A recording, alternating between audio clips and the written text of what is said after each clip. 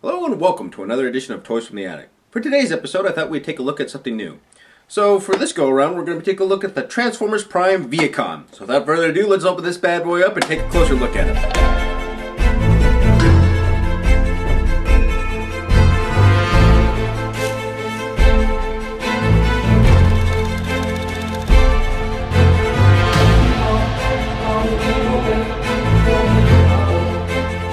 We have the vehicon in his standard box. I hope you guys can see all this. It's hard to get this a little bit in frame here. Anyways, you can see the packaging in here. It's just your standard stuff that normally comes with. I'm not going to spend too much time on this because you see these in hundreds of reviews, so I'm just going to be moving on. Here we get a look at his stats on the back. Strength is 6, intelligence 5, speed 6, endurance another 5, rank 3, courage 7, fire blast 5, and skills 4. Actually, that's not pretty bad for just a standard grunt. You look on the back to see his robot mode and his vehicle mode, and get a nice little look at his bio right there if you guys want to read it yourselves. I won't. I actually kind of find it funny that each one that the higher up members will take these guys' body parts if they need to.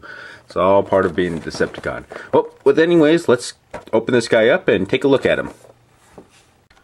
Okay, so here we have the little vehicon in his little robot mode, and after just opening him and trying to go over the instructions so I can properly transform him later, I haven't had a lot of time to actually just play with him like I've done with a lot of toys. I mean, I transform him, roll him around a little bit, see how they feel, but he's actually surprisingly small. You can kind of see how big he is in my hand, and I already noticed one flaw in this particular guy. I don't know if it's a design over all of them because they are kind of hard to find, is he does not roll all that well. I guess that's also so the Autobots can get away from them. I don't know. But from what I noticed is there are these two little tabs right that stick out right in the back here. You can kind of see them right there. Those stick out a little bit farther than the wheels. I don't know if that's just something on mine, or I'm guessing it's going to be something overall. But that makes him a little bit off balance. So as you can see, he kind of rocks a little bit. So every time he tries to roll, that gets caught on there. So anyone who has an actual figure of this guy, I would try not to roll him too much because this is probably going to get worn down. Other than that, I don't know how to explain this, but he feels really plasticky to me. Yeah, I know he's made out of plastic, yada yada yada. But sometimes there's toys where they have, I don't know what it is about black plastic, and I've seen this is also something I saw in the Ecto-1 Ghost Trap that Mattel made. But it's like, yeah, this plastic just from far away it looks like, oh yeah, that's plastic. Sometimes you look at other things and you can't. It's hard to explain. It just looks very plasticky, and like that type of plastic there, it's kind of like weak and you're not sure if you're gonna break it. So that's, to me, this guy feels fragile, but yet also he's not that, he seems pretty sturdy. I transformed him once, but still I just have this worry that something might snap off on him if I force it too much. Anyways, that rolling is the only issue that I would have with this guy. Also, the other thing is, let me just pull this off. There's the gun that's right here. It could either be placed in this little hole here for him to be hold on the side, or you can put it here on this hole over here, or it's hard to tell, but there are these little tiny grooves right in here. There's a little groove right in here that you can actually just, if you can see that, snap that on. It's kind of a pain in the butt to get that on. There we go. Sorry. And then you have a gun that could be mounted way on the front. Same on both sides. I actually kind of wish he came with two guns now, and one that was mirrored to the other side. That would have been kind of cool to have two big guns out here. But anyways, let's try to transform this guy. Alright, so let's try transforming him. Let me see if I remember this correctly. I might need to look at the instruction because this is the second time only the second time I've actually transformed him. Gotta pull his arms out back here. Snap. Okay. God, that'd be terrible if I broke this guy right on when I'm doing a review of him. Anyways, pull his arms out like this. Then you pull his legs all the way forward like this.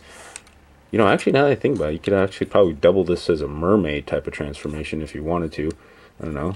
Yeah. Anyways, that's something for another time. Anyways, you could pull his legs apart like this, and this is what I mean. I'm really worried about breaking him. Just because you have clear plastic right here that forms on the windshield, and anytime you get something long and flimsy like this, I'm always afraid something might break. Anyways, it's just me. Anyways, you fold these little tail fins back here, or back flap. I don't know what they're called. I'm not a car guy. Anyways, then you fold this back up on itself, and then you fold these back up on themselves as well. Now that's for his first set of legs. Now you're gonna bring these down, and those would be his little feetsies. So now we can actually have our guy stand up. Now on the instructions it says move this part back, and honestly you can only move it back so far, but from how the instructions look, it almost looks like they want you to move it all the way around, and then for a while there I was trying to force it out or pull it out. I don't think those instructions are very good. Thank God you can look on the back of the box and see for yourself. Anyways, after that we pull this part up, which has a nice little auto transform feature, and we just move that back. So we have him right there, and now we just pull his arms out, and his arms have this weird kind of joint right here. So we're gonna rotate. How do I do this again? Oh yeah, we rotate them forward, then move these, then rotate it to the side, and then we can move this out like there, and then flip this hand out. There we go. So I'll do that to the other side. We bend forward, rotate to the side, and then move this out and thing forward. There we go. Oop. Now he can hold his gun just as before, with the little tube can go right on there. So he can hold his gun in a standard method. I actually kind of like that posing. Or you can take this and flip his hand back like this, and try to get those little tabs on this little tab that's right in here. And this is another thing that's kind of a pain in the butt. I don't know if this is for all of them or everything, but just you gotta kind of force it a little bit. Anyways, and that's been how you kind of transform the little vehicle, the vehicon guys. Overall, I like his robot design, reminiscent very much of the show. Someone has explained that to me that they say that these guys are the battle android troopers of the Transformers line, considering how their little faces kind of look like bat helmets. Also, it could also be because they have these little elf ears, or kind of like, I don't know, just the way his coloring is with this little black part right here and how the ears go back. It makes me, to me, seems very vampiric. I don't know, just reminds me of that way. That'd actually be a neat Transformers episode, Vampire Transformers.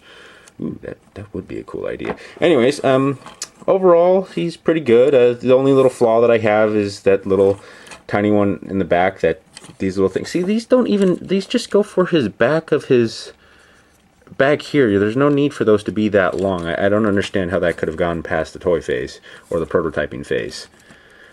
Anyways, overall, I like these little characters. I think they're cool. I like them in the show. I just wish they would sell more of them so you could actually have an army of them in case, I don't know, I'm one of those guys who would like to have like Megatron sit in the middle and just have an army of these guys, and then maybe two of the henchmen next to Megatron. The other thing I would say that I wish this guy was a triple changer. I know that might be odd, and I know they don't do that in the show, but I just think that this would have been cool if these guys could also change into a jet. So you're not only getting the car versions of the vehicons, but you're also getting the plane versions of the vehicons. Now I know they come out with the other one, which is purple, and that can actually turn into a jet, and it's just a little bit of a retooling of this guy. But still, I think that would have been kind of cool, because then some kids could have gotten more than what they needed in there, or got twice as much for their buck or whatever. But still, he's a pretty guy. Or pretty cool guy. I have the original, the first generation or first wave one in box, but I'm not going to open that because, well, the collector in me just doesn't want to open him. But this guy, he's going to be strictly on my shelf. But anyways, this has been a look at the Transformers Vehicon. So, Once again, thank you for watching. Feel free to click the like button if you enjoyed what you've seen, or leave a comment below in the comment section. Any advice for the show will be greatly appreciated. Who knows, something you suggest may appear on the show in the future.